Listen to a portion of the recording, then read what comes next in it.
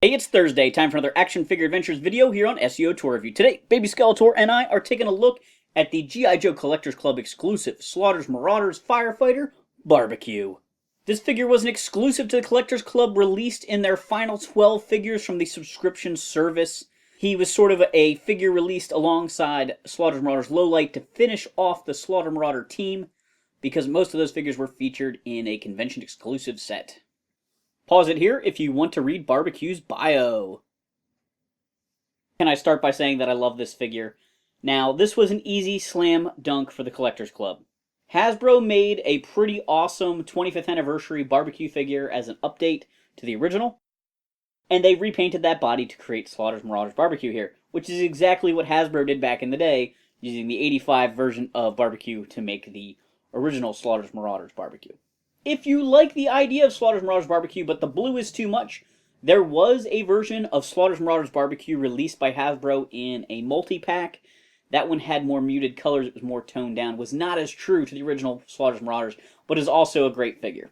So I had the original Slaughter's Marauders Barbecue as a kid. I did not have the original release, the orange barbecue. My friend had him, I thought he was cool. And so when I saw the repaint available, I decided to grab him. I was one of those kids that took advantage of a lot of the repaint things. And Slaughter's Marauders was kind of my favorite as far as the figures go. I thought the vehicles to Tiger Force looked amazing, and I had multiple Tiger Force vehicles. But I thought the Slaughter's Marauders guys were just really neat. So I had multiples of them.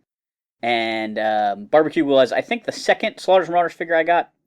I was very excited to have him.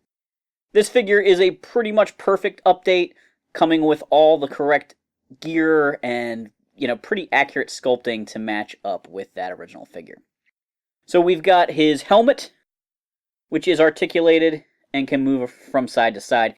His shoulder pads are a removable piece, so if you popped his head off, you could remove that if you wanted to. Below that, he has great range of motion at the shoulders. He has elbow joints. He has a swivel at the wrist. It looks like actually his wrists are articulated just the one to pivot out to the side and back in. Could be handy for giving him some good axe-wielding poses if you switch his hands around. Let's see here. The axe is slightly rubbery. There we go. His hand's kind of stretched out now from holding the water pistol. Let's keep moving on with the articulation. He's got a chest crunch here that pivots. There is no pivot below that at the waist. It is interesting how, with the modern Joes, that pivot is much higher than it was on the vintage figures with the O-rings. He's got a great range of motion at the hips. He's got double jointed knees. He's got a swivel at the ankle that also tilts down. All the Slaughter's Marauders figures have a brown, light green, and dark green camouflage stripe pattern to them, as well as some blue highlights.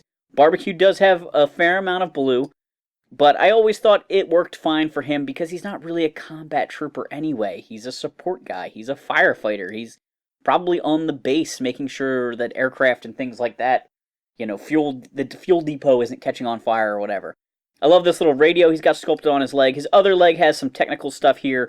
The original figure had a little spot you could peg his water pistol to. This version does not have that. It would have been kind of neat if this was a holster, though, that you could plug it into.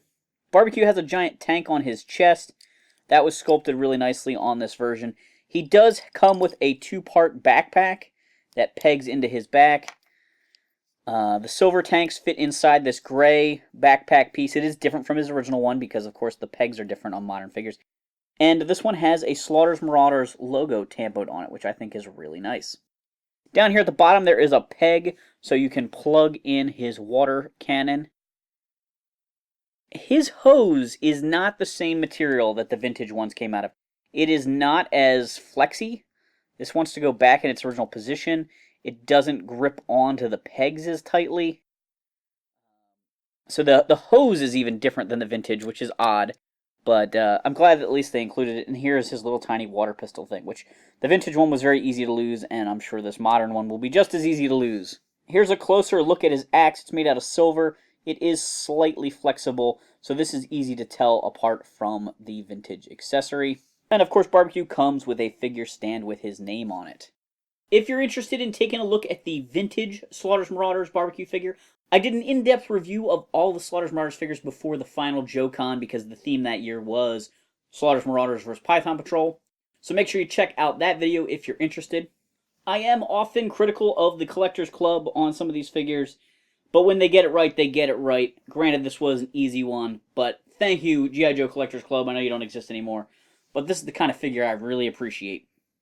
Thanks for watching this Action Figure Adventures video. Do Baby Skeletor a favor, hit that like and subscribe button.